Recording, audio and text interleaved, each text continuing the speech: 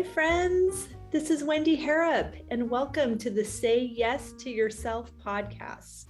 On the Say Yes to Yourself podcast, you'll hear stories from women just like us who are adding the practice of saying yes in their daily lives in big and small ways, and as a result, are experiencing the truth that everybody wins when you say yes to yourself. Saying yes to yourself is a graceful unfolding, an intentional becoming of the very best version of you. It is my hope that in these conversations, we are able to find our truth and be inspired and empowered to live our very best lives. I'm so excited to go on this journey with you, and I look forward to finding a bit of our own story in each other's.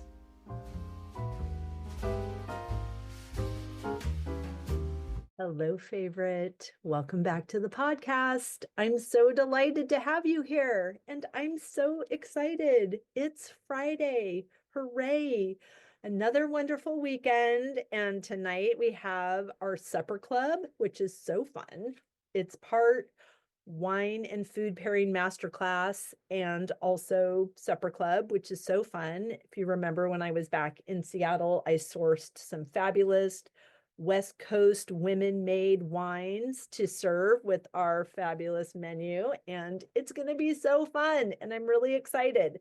So if you did not get a chance to save your seat around my dining table, I would welcome you to save the date for the next one, which is our summer solstice white party. That will be Friday, June 20th. And instead of in my dining room, we will be in the field under a white tent. It's so fun. Everybody wears white. We have this beautiful multi-course dinner outdoors. We make flower crowns out of my peonies. We set intentions for the new season. We have a bonfire, the whole thing. It is dreamy, dreamy, dream. And I would love to have you there. So even if you are not local, this is so worth getting on a plane for. It is a fabulous event. And if you act quickly, you can stay at the bed and breakfast while you're here for the summer solstice white party, which is so fun. So all those links are down in the show notes. I would love to have you. But until then, I'm so delighted to introduce today's guest. Oh, wow. This was such a fantastic conversation. And I could have talked to her all day long, not only because she's fascinating and fabulous, but she could answer some questions I have. Lisa Zeiderman is the managing partner at Miller Zeiderman LLP, based in New York. She is a matrimonial attorney, CFL, and certified divorce financial analyst. She regularly handles complex financial and custody divorce matters, as well as pre- and post-nuptial agreements for high net worth individuals. Named to Crain's New York list of notable women attorneys for 2021 and 2023, as well as the Crain's New York Notable Diverse Lawyer for 2022 and a Hudson Valley Best Lawyer. She has won so many awards. She's a founding member of the American Academy of Certified Financial Litigators and a member of the panel for Attorneys for Children. In addition to authoring a well-read blog on Psychology Today, Legal Matters, Understanding Mental Health Issues as they apply to divorce and child custody, Ms. Zeiderman is regularly published in Financial Advisor magazine, the New York Law Journal, and by Forbes Business Council. She is also interviewed on issues ranging from financial empowerment to tax issues to child custody, in a host of media and podcasts, and speaks on these issues as well. Ms. Zeiderman, a Fordham University of Law graduate, also serves as the president of the executive board of Savvy Ladies Incorporated. And she's going to talk more about that. We will also have links to the Savvy Ladies app, which is just providing financial freedom. It is so brilliant. I'm so excited for you to hear this conversation and compile your own list of questions. If she would be in service to you, you can find all of her information down in the show notes. Please enjoy this amazing conversation with Lisa Zeiderman. Lisa, I am so delighted to have you here. I am so eager to have this conversation, not only for the beautiful benefit and service that it will be to my listeners, but you are the kind of woman that I want to find myself sitting next to on an airplane on our way to Paris, because you have some information that would be very helpful to me and to those I serve. So thank you, thank you, thank you for being here. Well, I love the idea. And when we have to do the Paris trip, Wendy, because that would be really fun to be sitting on the airplane to Paris having this conversation. Right? I mean, every conversation on your way to Paris feels like a good one, but I really am so surprised and delighted by how the universe brings things and people and conversations and experiences to me at exactly the moment that I need them, or didn't realize I was going to need them, but will in a very short order. So I am thrilled that our paths have crossed and that you have a desire and a willingness to serve a very special niche in the market. And I would love to hear just kind of how that happened during our conversation. Before that, though, I would like to ask you, how are you saying yes to yourself in this season? Well, I'm actually somebody who does say yes to myself just about all the time. I love that. I view this as we get one time around here, and we need to do things that make us happy, while not obviously hurting others. But we need to do things that make us happy. So I do say yes to myself quite a bit. I love that. It's actually a way of thinking. I work very hard. I, I came from a background where, frankly, no one gave me anything, and I didn't inherit a lot of money, didn't have very wealthy parents, any of that. And so for me, I think that you need to reward yourself as you go through life. I could not agree more. And you are in the right room, because we are a group of women that are normalizing saying yes and making that a part of our practice in big and small ways. That's great. Yes. So how did you go from not having things handed to you to this really beautiful work that you're doing that is so empowering to not only yourself and those in your charge, but to your clients as well? So I was in the fashion business when I first came out of high school. I went straight into the fashion business and decided to work on 7th Avenue. Had an entrepreneurial spirit, I guess, from the beginning, because very soon after working for a manufacturer, a very large manufacturer, I decided that I would open up my own showroom. And I was working with young designers who had designer women's sportswear across the country. And I was working with retailers, both specialty store retailers and big box type of stores, and dealing with their markdown money and their negotiations and all of that. And then at some point, I was going through my own divorce. And what I found as I went through my own divorce is that sometimes attorneys are not as responsive as you would really like them to be. Sometimes, frankly, they're not as prepared as they need to be. And I learned that that is a very big part of, unfortunately, the divorce world. And there are many attorneys who arrive in court that are either not prepared or haven't reviewed their files or haven't responded to their clients or haven't done the things that they need to do timely. And so I decided that I could actually make a difference, that if people felt that they were responded to, that they had their answers in a timely way, and that doesn't mean in 5 minutes, so everybody has a relative idea of what timeliness means, but within 24 hours, unless there's an explanation. It doesn't mean necessarily over a weekend, although we answer these emails over the weekend and text messages and calls.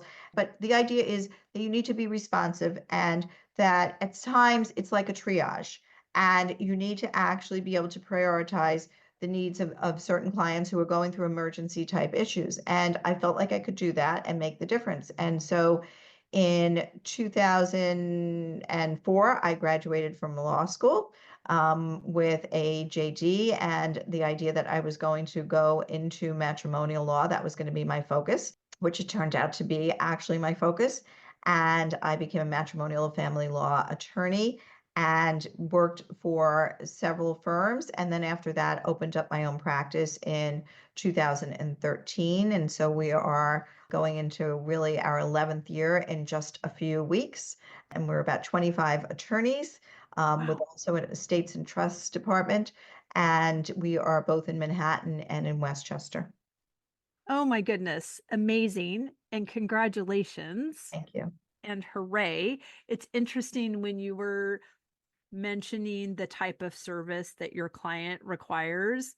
I was a wedding planner for 30 years, and it's interesting because it's that same level of when they're thinking about their wedding, they are thinking about their wedding. And if you get an email at midnight, if I read it at midnight, I responded at midnight because I understand. And the triage is a little bit different, but still, it's these emotionally charged life experiences that require a skilled handler to do this work. And I really appreciate the detail and just the awareness that that is a need in the industry, and that you had what it took from a customer service standpoint to remedy that. Because I think, we find it's obvious in a restaurant, just because somebody's a chef doesn't mean they make the food we want to eat. And just because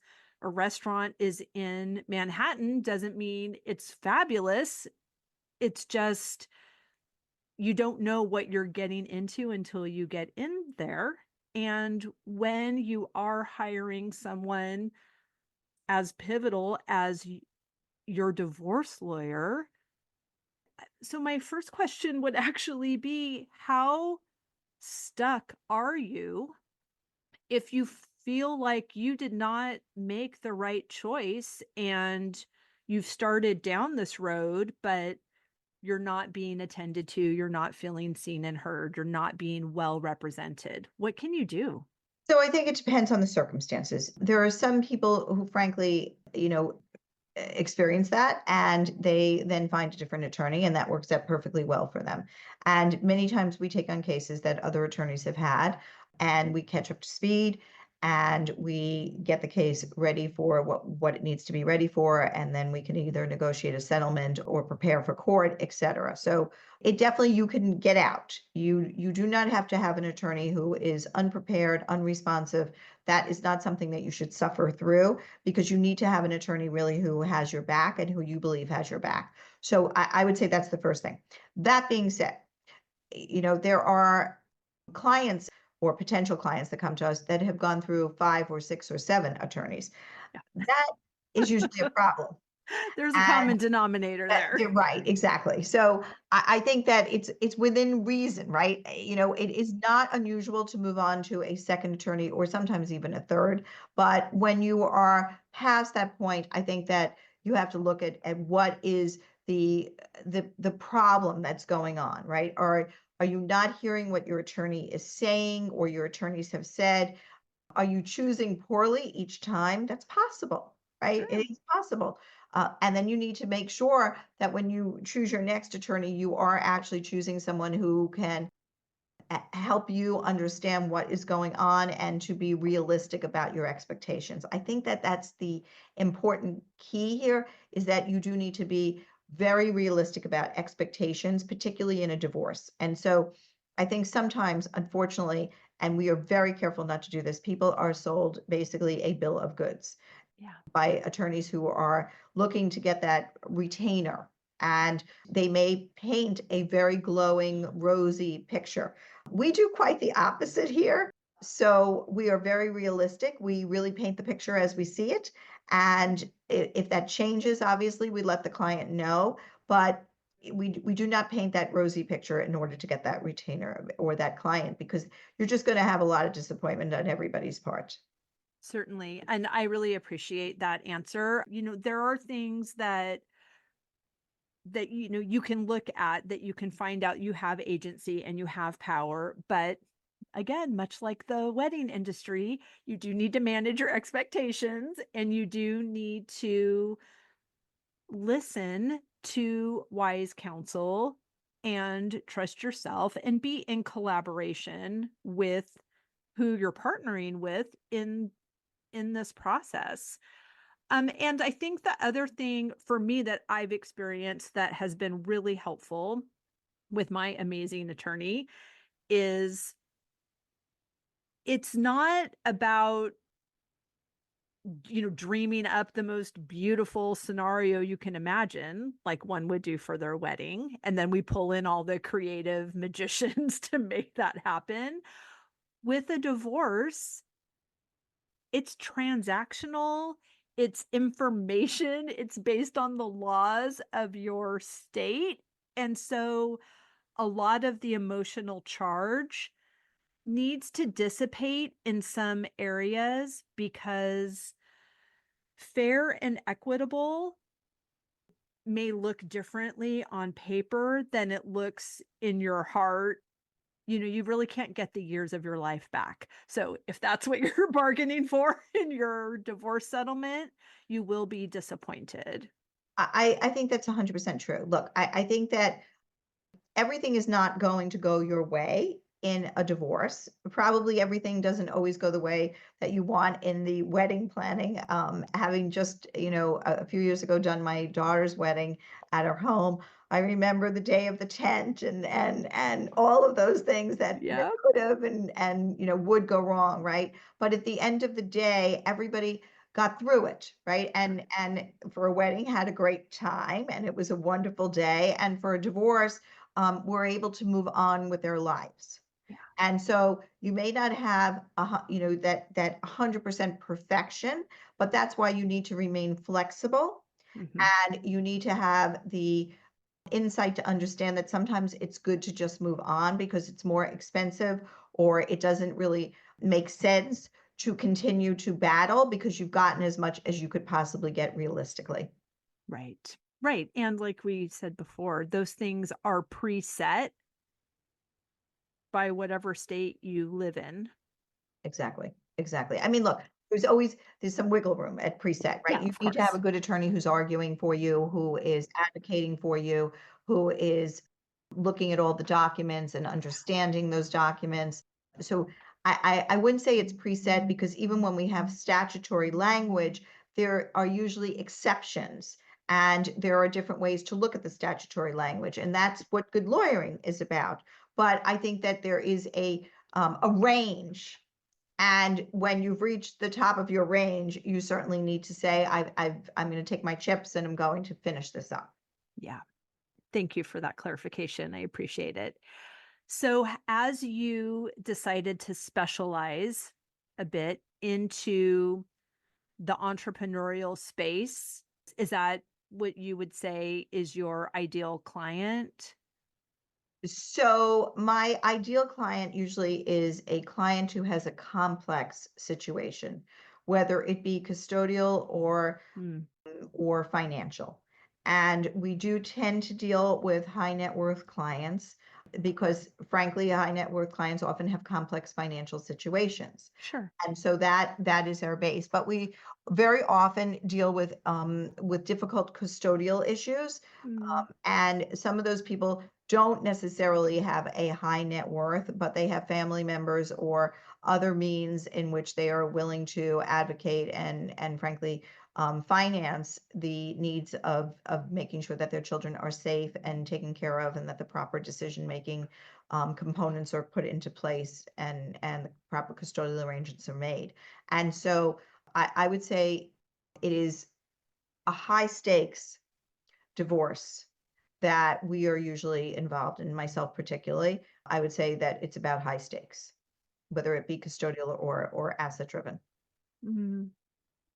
So I have a question for you, and you are welcome to not answer it if you don't wish to, and we can certainly edit it out. But how do you care for yourself when you are spending the majority of your day just engrossed in some really heavy energy and experiences and situations? So I'm happy to answer the question. I think it's a Yeah. really important question, and more women are talking about these days how they are creating time and boundaries for themselves from their work life. I would say my work life does permeate basically everything that I do. Luckily, I am married to a wonderful, supportive husband who is also very driven by work. So the two of us are a very good pair. But I would say I make sure to care for myself. I certainly take the time to eat healthy meals. I take the time to exercise now. I probably didn't do that a few months ago. I'm seeing a nutritionist now who really has spent a lot of time. And we've talked about this, what diet, exercise, all of those things do.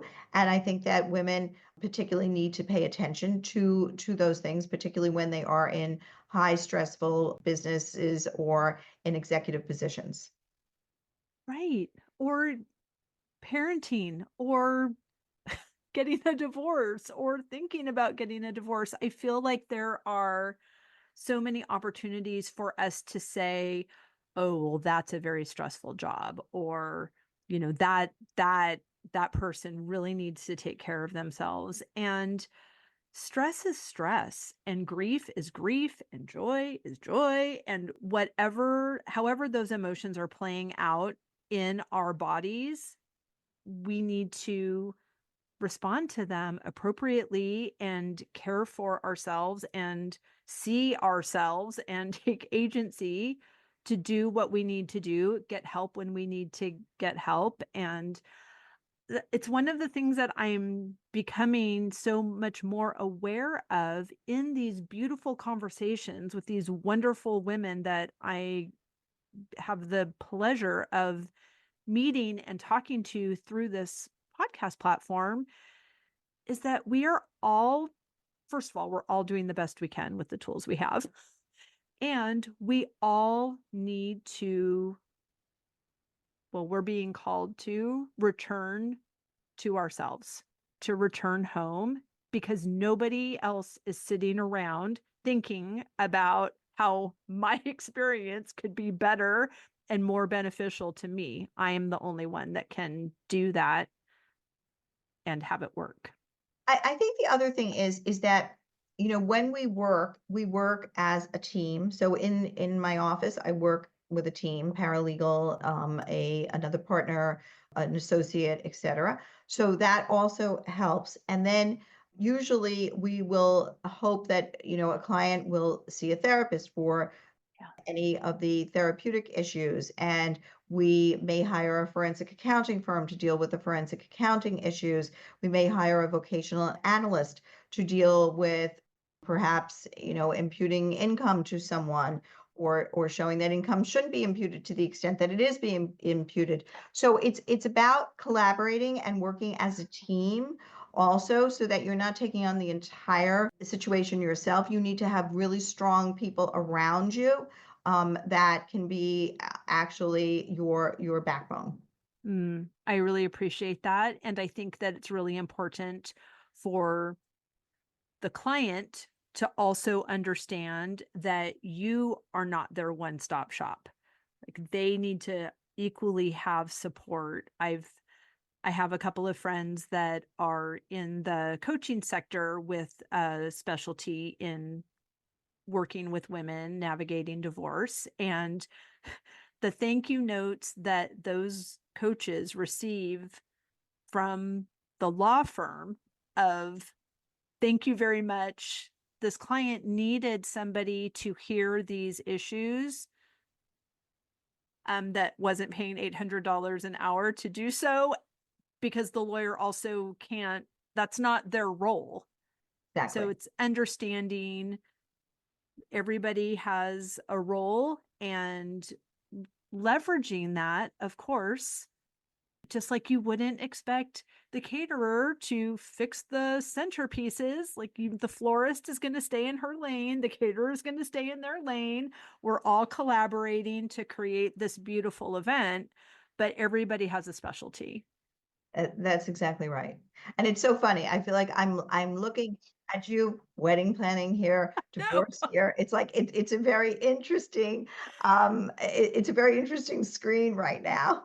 it is. And it's making me giggle how every time you say something, I'm taken back to a certain experience in wedding planning. But again, I'm taking that information in as, wait a minute, I already know how to do this. I Exactly. don't have to feel like, oh my gosh, I'm lost blowing in the wind in this divorce process. No, there's a structure, there's a pattern, there are universal characteristics to all the things that we do, whether we're good at them and well practiced or they're new.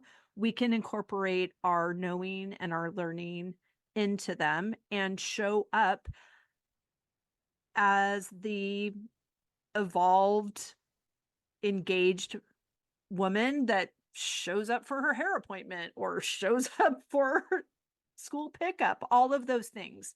Yep. We might be, the situation itself might be new, but we are not new. Exactly. Exactly. You were an entrepreneur who went through a divorce. Do you have any insight or suggestions? Let's pretend that this is 2 years ago and I'm an entrepreneur. I'm sitting in the question of my marriage. What do I need to know before I let that cat out of the bag? And what do I need to know during to protect myself? Well, so I think if you are a woman who, or a man, but usually we see a lot of women who are struggling with this concept, right? Yeah. And they decide that they're going to go into their own business. They have an entrepreneurial spirit. They want to have the ability to raise their children, to have a business, to build wealth for themselves. They need to know how they're going to still put food on the table in between, right? And so you need to have, first of all, a true plan as to what is your business going to be? What is it going to look like? Do you have a passion for that business? Because I really think if you don't have a passion, then you're not going to make it. Do you have a passion for the business? And what will the numbers look like? What are you trying to obtain in terms of this business?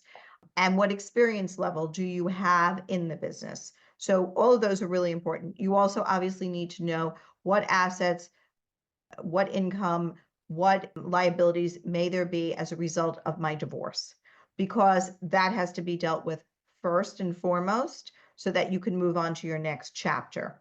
And you may need to get skill and training before you go on to open your business in the area, the field that you are actually interested in pursuing. Perhaps if you're a wedding planner, you might want to work for another wedding planner, before you launch your own business, so that you can make sure that you are as passionate as you end up as passionate about it as you feel about it. Because there, I'm sure, in wedding planning, for example, there had to be considerations. I'm going to work a lot of weekends. I'm going to Right. be dealing with this at night on a Saturday night.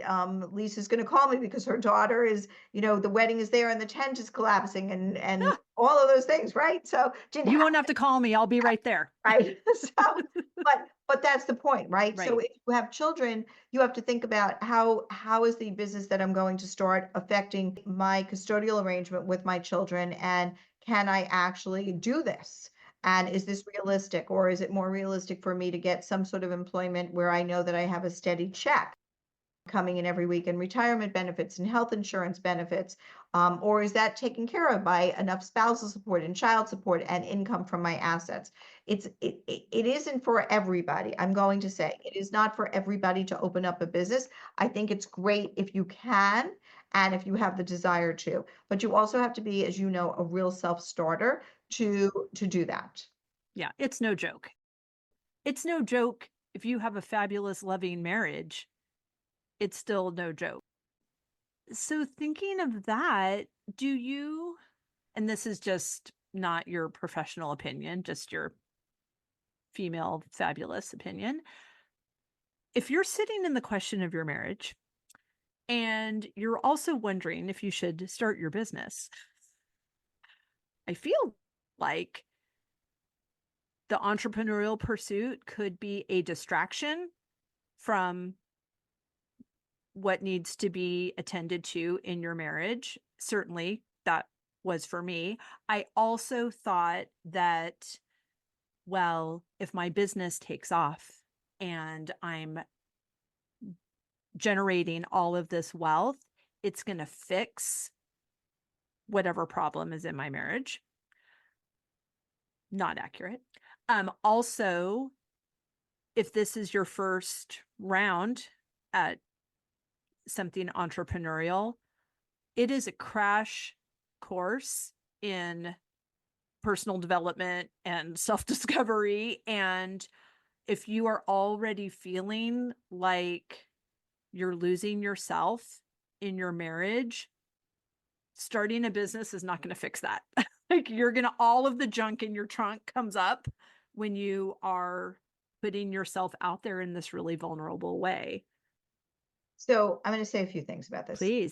Number one, I think that if you are sitting in the question of your marriage, then I think that that's already a situation that you need to really deal with, right? Yeah. Because I'm not a believer in you sit in the question of your marriage for years and years and years, because I don't really understand that concept. I think if your marriage isn't working for you, then you need to take steps. Either you're going to fix the marriage, or Mhm. you're going to get out of the marriage with Right. a divorce, right? And I understand that many people stay in a marriage because they believe that it would be traumatic for their children, or they feel that if they wait longer, it will be better, or all of those things, or there's a better time that it will happen.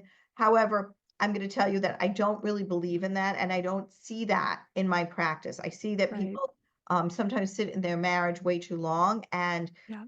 and what happens is that the children are exposed to a huge amount of arguing and Yes. stress and anxiety, and they're not surprised when their parents are getting divorced, because they get to the point where they're asking them, aren't you Right. getting divorced, right? So you Right. waited too long when your kids are asking you, aren't you getting divorced, or when are you doing this? That is a sure sign that you've waited too long, in my view. That being said, also understand that your business will be valued. It's an asset. So if you started during the marriage, it's an asset to be valued in New York, right? And I'm only talking about New York because I'm a New York attorney. In New York, it will be equitably divided in some way, the value of it. So let's just say that you build this fabulous business, you devote your time and your attention to it. There will be some sort of a value placed on it, and there will be some sort of a payout to your spouse, likely, for a percentage of that value.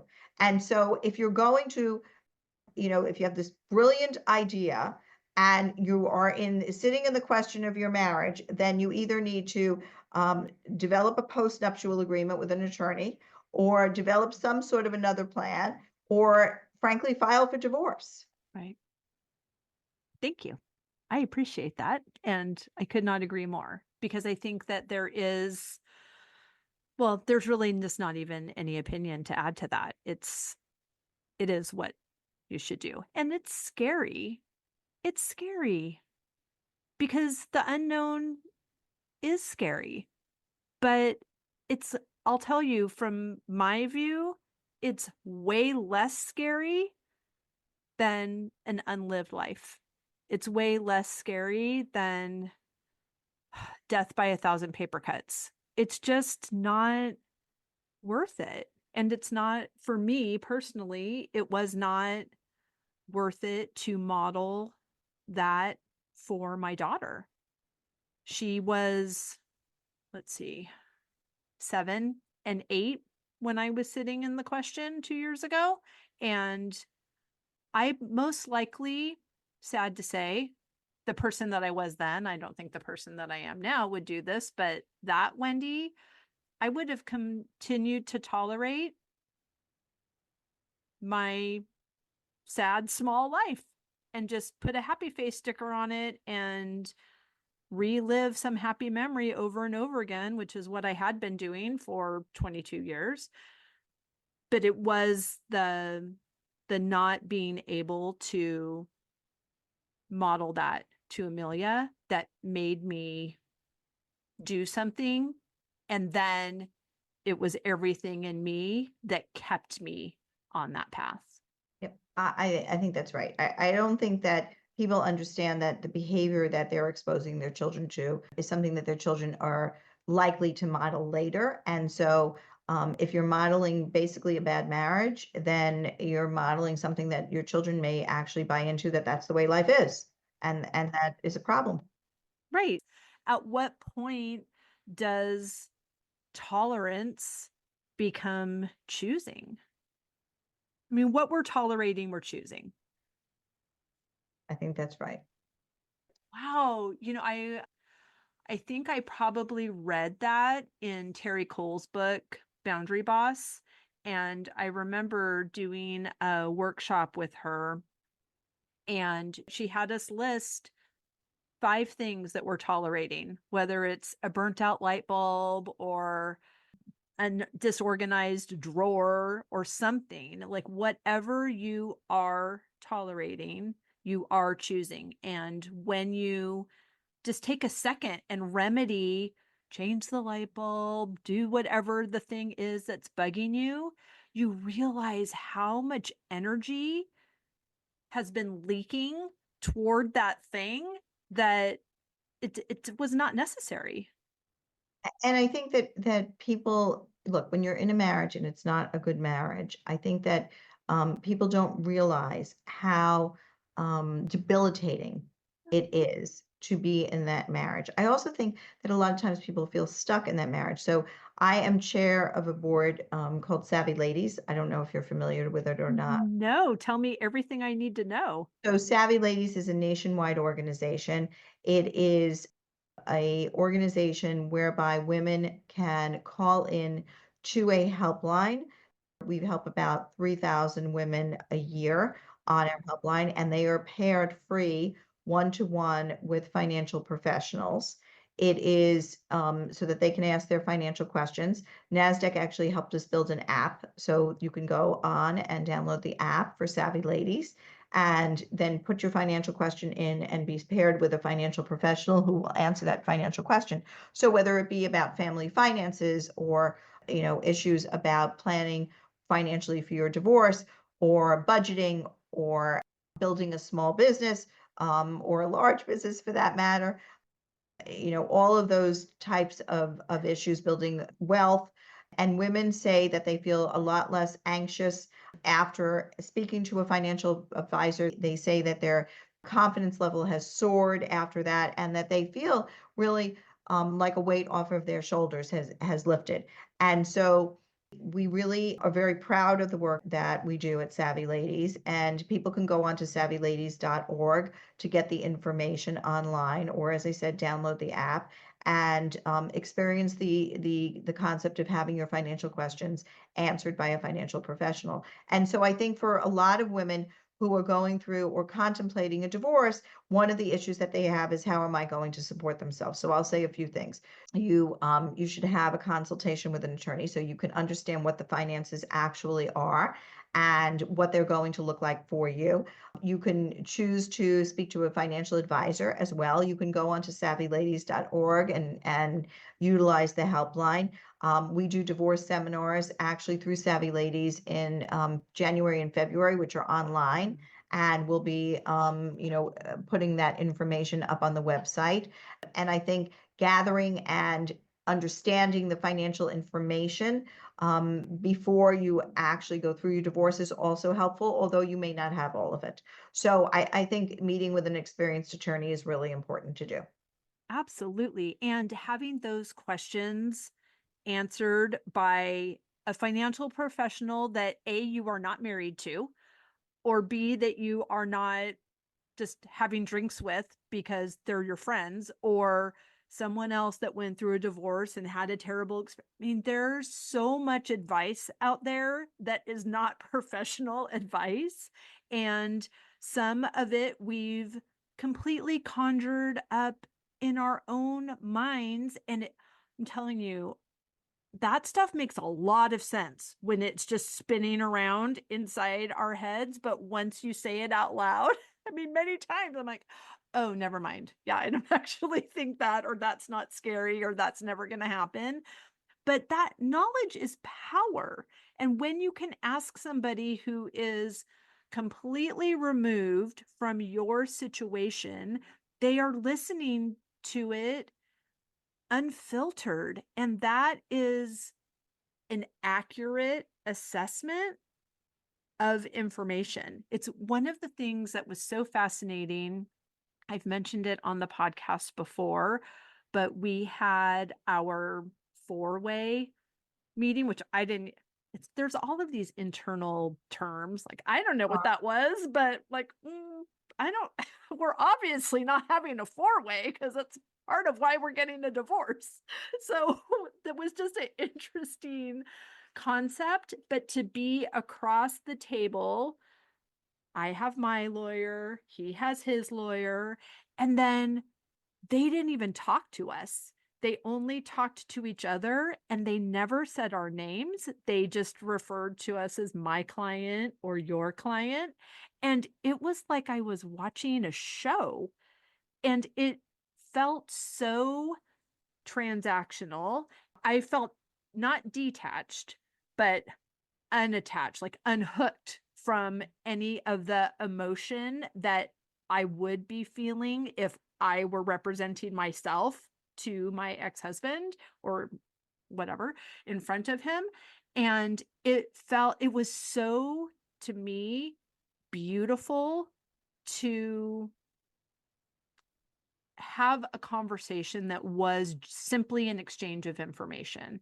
And I chose to not look at that like, oh, my entire life has been devalued to some transactional conversation. It's not that at all. It needed to lose its charge. It needed to be what it actually is, which is the law says this is how we're going to handle this. My client wants this, your client wants this is where we're compromising. Let's just get this thing over with, for goodness sakes. So I think that that's right. I mean, look, we have these four ways. Sometimes they're five ways or six ways, right? But Sure. we do have them. I hope, frankly, our client doesn't feel so detached. I don't think that they do because they often are part of the conversation. Sometimes Oh, I not. totally Right. was. It was appropriate for me not to get worked up, Right. because as soon as I did the first time, he said something and then I felt like all of those familiar Yes. uncomfortable emotions. And I think that that's wise. I think that people need to understand that they really should work through their attorneys because, for the most part, Yeah. okay, having those conversations on your own, I'm not saying always, because sometimes it works. Sometimes people are able to get to a point where there's enough information and they both understand it and they're willing to sit down and figure it out, and that works great. But I think for the most part, until you can really get to that very unemotional point, that having your attorneys do this for you is really smart, because they are going to understand the law and they also are not going to have all the emotion that goes along with Yeah. it.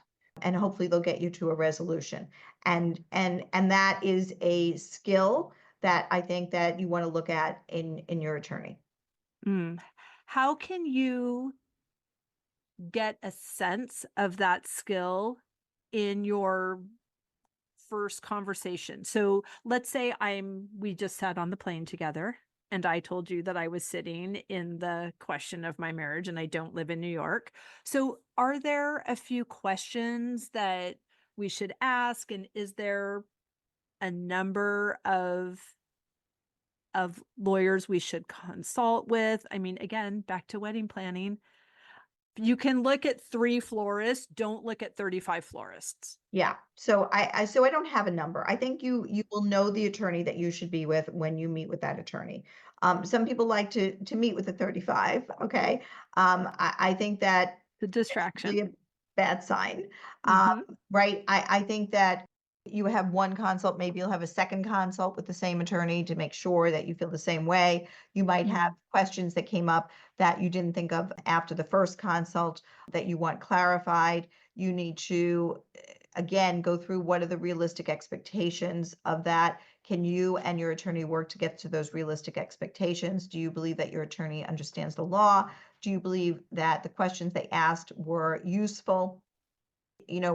I think people come away when they do a consultation with me with a lot of information, maybe sometimes too much information, frankly, but that's okay because they think about it, they sift through it, and then they come to their conclusion. And so I think that if you and I are on the plane and we were having our consult on the plane, I would probably ask you how long you've been married, how old your children were, what is your relationship with your children? What is your spouse's relationship with your children? What does that look like? What kind of schedule do you think would be appropriate for your children? So we'd go through all of the child questions probably first. And then we would also talk about the finances. What are the assets as you understand them? What are the liabilities as you understand it? What is your income? What is your spouse's income? What was your income maybe prior to the marriage? What is it that you plan to do in terms of income? What is your lifestyle, your burn rate during each month? What are the heavy expenses? Do you believe that you're going to stay in the marital home? Do you believe you're going to leave the marital home? How important is the marital home to you? These would all be questions I would be asking you before I ask you where your favorite croissant is going to be purchased when Correct. you land, right? So but those are all good information, and from that information I can usually give kind of a snapshot of how I think there's a range of how this could turn out and what other professionals might be necessary to utilize to collaborate with, as I talked about, forensic accountants, vocational analysts, a series of those types of aids. Maybe I think that, a therapist could be helpful. I might suggest, are you seeing a therapist? Which therapist are you seeing? What does your therapist say about these things? All of those conversations would take place during a consult. And usually my consult is about an hour and it's $500 for the consult. And I do feel like people walk away with a lot of information, as I said. Right. Thank you for all of that. It's so helpful. Though that was all completely my experience as well, including the price of the consult. And I think that's really important. It's important to know that this is serious and you are taking this person's advice as serious advice, and they are equally valuing you as the potential client and your situation. And so this is something to be definitely prepared for. And if you don't feel prepared and you don't feel, or like you think that the consultation is you telling them what makes you think you should get a divorce, that's a conversation for your therapist or your divorce coach, but a professional. You can talk to friends about that, but you need to talk to somebody, I think, who is trained to get you to this step. And that step is consulting with the lawyer. The lawyer is not the person that says, oh my gosh, you should totally get a divorce. That guy's a jerk. That's not the that's not the consultation. Correct. Correct. Although I will say that, I have often said, this is how I feel about marriage, right? So and I've been told that this is probably too high a bar for people, but I believe that if you don't wake up happy, in fact, thrilled to wake up to the person next to you every morning, then this probably isn't the right place for you. 100%. I've been told to bring that down to like 90% of the time, Nope. but frankly, for me, it is 100% of the time. Right. And happiness is an inside job. It is. So if you're not 100% happy, we got to do something about that. Yeah. And you start with yourself. And when you start with yourself, whoo, boy, do all of those relationships that are not serving the highest and best that you're becoming, they'll make themselves incredibly known. Without a doubt. Without a That's doubt. right. Oh my goodness. Thank you so much, Lisa. I've loved our flight to Paris. This has been delightful. I'm Yes, going to but have another where are glass those? of champagne. Yeah, I was just gonna say, where's the champagne, the croissants, the whole 9 yards? Next time we're gonna do those things. For sure. I can't wait. And we'll invite people to come that are sitting in the question of divorce, and we will help them through all of this well hydrated. Exactly. I think there's a market for that, my friend. Please tell everyone where they can find and follow you, how they can engage again with Savvy Ladies, and anything that you want us to know. So first of all, Savvy Ladies is savvyladies.org. And as I said, there's also an app for Savvy Ladies that you can download on your phone, a mobile app, and it's Savvy Ladies again. And as far as finding me, I have a fabulous blog called lisazeiderman.com. It also allows you to click and contact me for a consultation, and it's lisazeiderman.com. And then, of course, my email is lz@mzw-law.com. Thank you so much. We'll link all of that down in the show notes. Thank you so much for your time, Lisa. I have loved this conversation. So have I.